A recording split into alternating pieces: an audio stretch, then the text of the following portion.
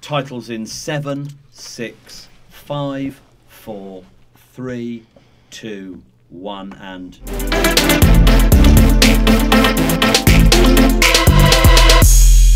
Hello, this is Solent Journalism. I am Paige Creaney and this is your 2 o'clock update.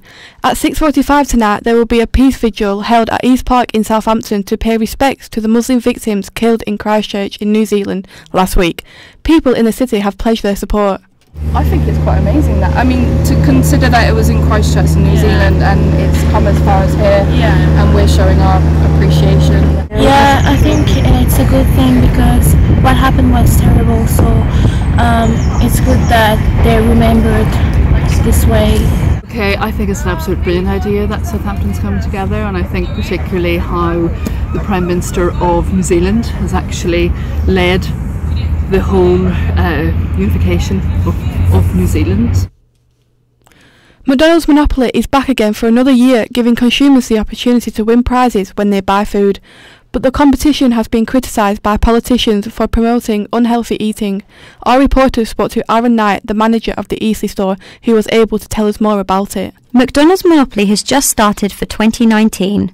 I spoke to Aaron Knight, the manager from the Eastleigh branch, about what McDonald's Monopoly is and how it's changing this year. So McDonald's Monopoly now happens every year for the public to enjoy. Can you explain McDonald's Monopoly in a bit more detail? It's just an annual promotion that McDonald's obviously issue. Just a bit, gives a bit of fun to sort of the experience of the customer. Obviously, it's a game as such. So you collect the stickers on the food items, and they issue instant wins, and obviously you can build up to win the bigger prizes as well. Okay, so Tom Watson, the Labour Party's Shadow Secretary for Culture, Media and Sport, says he wants to actually stop the Monopoly game now. What do you think about this? I feel that, that's maybe it's a little bit taking maybe the seriousness out of it. It's only a bit of fun, etc. I don't know the reasons why he wants it to stop it, if it's the fact of people eating too much fast food or the gambling side to it, etc. But again, it's nothing serious, it's like a bit of fun, so I don't really agree with that sort of statement as such. Like, again, I don't think it's harmful in any way, shape or form. I don't think it changes the amount people eat or anything like that. It just maybe creates a bit of a different experience instead of your normal Big Mac meal. Yeah, okay, so what food can the public win this year, as he obviously explains how it can promote unhealthy eating? I know that this year you can win things like carrot sticks and salads. Yeah, you can indeed. So yeah, we've really started promoting the healthy eating side of things. I think the salads and stuff have more stickers on now, so you can win more stuff with them. Like before they only had a double sticker on, and now they have a triple. Just like simple ways to sort of promote that.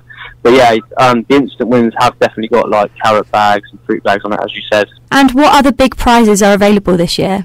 Got things like Mini Cooper. You've got £2,000 holiday voucher, PS4, JD vouchers, headphones, and £100,000 cash. There's obviously a lot of prizes up for grabs this year, including many healthy snacks as well as cars and holiday vouchers. This is Hannah Watkins for Solent Journalism. It's a year since a devastating fire forced the closure of the Waterstones bookshop in Southampton. The shop has been refurbished, but what does the future hold? Grace Williams reports. Waterstones in Southampton above Bar Street is now refurbished and up for rent. This comes after an unexpected arson attack last year. The blaze broke out on March the 6th at around 12:23 p.m. Above Bar Street was closed in both directions while 30 firefighters came from St Mary's, Redbridge, Eastleigh and Fareham. The road reopened shortly after 5 p.m. A spokesperson for the retailer said, "We are glad to report that, thankfully, all customers and booksellers are safe and that no one was injured." Above Barchurch and Barclays Bank was either side of the bookseller and has since been refurbished, but the bookshop has been closed with no renovation until now. It is now for rent as the bookshop is permanently closed.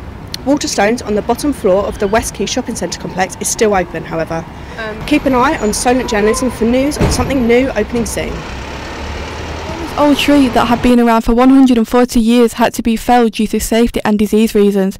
Now, Hampshire County Council and the Royal Victoria Country Park have come together to create a memorial for the tree. It has now been transformed into a fairy garden, including castles and dragons, which was designed by Chenshaw Sculpture Chris Bain. Fairways wanted to design a project in which our young people and our service users could give something back to the community.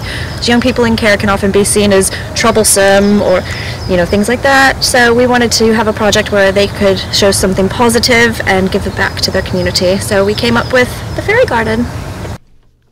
Next Saturday, the Bargate will be lit up with faces of Southampton residents as part of the Face the Date campaign, which aims to get themselves a Guinness record.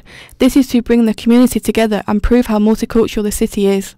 I think it's a good idea to preserve the historical things like this. It's always nice so that we have like classical building structure remain nowadays.